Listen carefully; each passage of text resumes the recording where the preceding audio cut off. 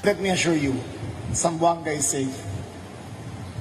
Again, let me assure you, Zamboanga is safe.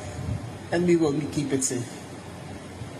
We are here to ensure that everything is done fairly.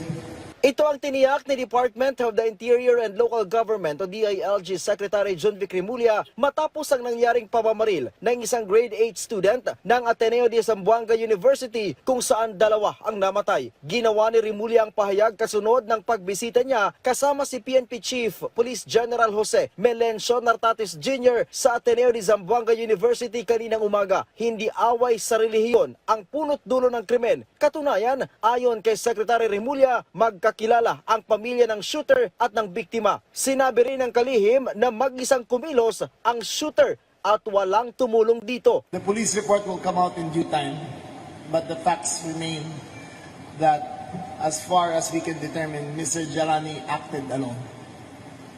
Alone in the sense that he planned, executed, and willfully did everything on his own.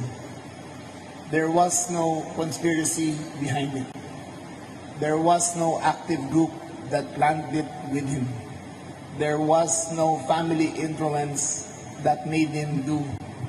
Umaasa ang PNP sa mga digital evidence para matukoy ang dahilan ng pamamaril ng estudyante, lalo pat sabi ng DILG, technology clash ang nakikita nilang dahilan sa krimen.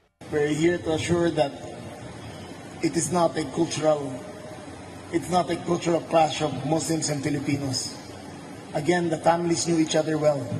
So it's not a clash between faiths, but it is a clash between technology and accountability.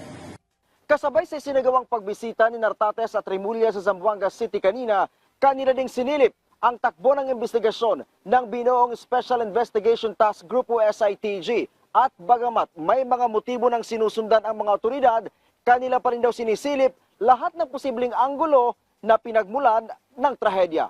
Mula dito sa Campo Crame, Ryan Lisiges, para sa Bayan.